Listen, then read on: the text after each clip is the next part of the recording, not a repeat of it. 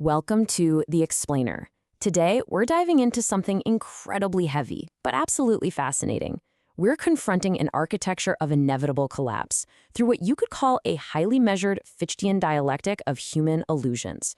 We are going to examine that exact, terrifying structural fault line where the grand stories we tell ourselves violently collide with the inescapable ledgers we actually owe.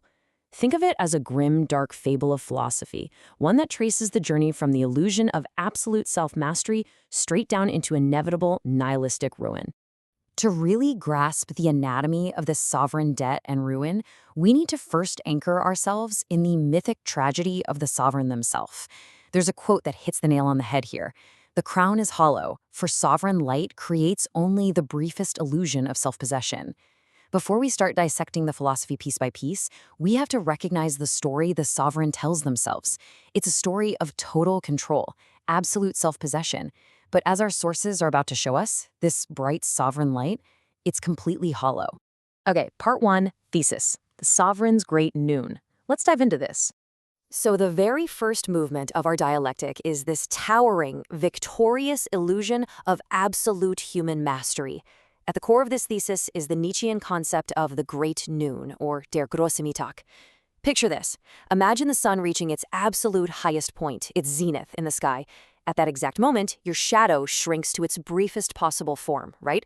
Well, to the self-proclaimed sovereign, this physical phenomenon translates into a massive psychological victory. They look down, they don't see their shadow, and they genuinely believe they have completely conquered their darker instinctual nature. They think, hey, I've achieved ultimate enlightenment and moral self-mastery. But here's the catch. This zenith is a dangerous trick of the light. By stepping over your shadow, you aren't erasing it. Actually, scratch that, it's worse. You merely become a blind pedestal for your own phantom. The sovereign is completely oblivious to what lies beneath them. They're mistaking the eclipse of their depth for the triumph of their height. Their entire elevated ego is resting on incredibly fragile, fleeting constructs. Which brings us to part two, antithesis, the blood ledger. Now, what's really interesting about this phase is that a clinical genealogist steps in to completely shatter the sovereign's moral perfection. Think about the things we value most in society: truth, morality, worth. The physician-philosopher looks at these and says, no way. They don't see these as eternal truths resting on some sacred altar. They see them as psychological symptoms of decay. They are protective fables. We literally invent these grand narratives of value just to survive our own underlying diagnoses, basically delaying a terrifying final accounting. To really expose this, we have to perform a ruthless philological autopsy. The genealogist of the ledger doesn't just argue with the sovereign, they dissect them. It's a three-step process. First, you accept absolutely no lofty moral claims at face value. Second, you dig deep into the etymological roots of the words themselves. And third, by doing that, you strip away their sacred protective power. You get to watch the gilded temple of human ideals completely collapse into the precise vocabulary of its own ruin. And when you trace the linguistic roots of these concepts, the devolution is stunning. It's literally a linguistic smoking gun. Take the German word for worth, Wert, and moral guilt, Schuld. They do not originate from a place of divine, lofty morality. They trace directly back to ancient economic exchanges, the raw, brutal trade of blood and debt. So to put that into perspective, the highest moral architecture we cling to is quite literally just a financial ledger, drawn up long before the sun ever learned to shine. Because of this, civilization only endures through these sacred misunderstandings. We mask our ancient debts and power relations in the beautiful, comforting language of morality. But make no mistake, these aren't eternal truths. They are an elaborate, desperate coping mechanism designed to help us survive total exposure.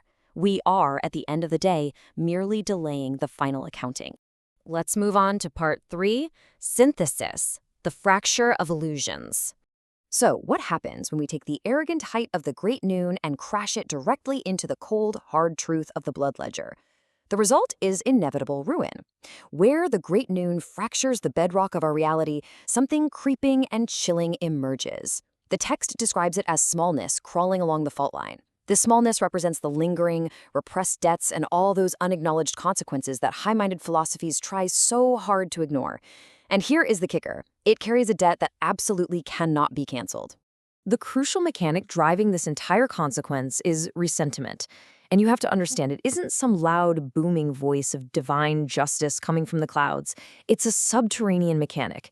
It speaks in flat, unanswerable prose. It doesn't want to debate your lofty visions or your moral high grounds. It literally just shows up to demand the final settlement of accounts. It just brings the invoice. Arguing against the sovereign zenith, that's just the vanity of rivals. It's loud, it's arrogant, it's playing into their game. But presenting the lingering receipt, that is the quiet work of the end. It is cold, unblinking composure. The final settlement doesn't require shouting because, well, the math is already done. And that brings us to our final section, Part 4, Modern Collapse and the Witness. Now, let's bring this right into our modern reality because this brilliantly illustrates exactly what we're living through. Over-leveraged financial markets crashing, massive hustle culture burnout, institutional defaults. These aren't just random modern accidents. They are the modern lingering receipts. When we prop up our egos with unsustainable financial debt or physical exhaustion, blindly believing we are the untouchable sovereigns of our own destiny, we are just setting up a massive fracture.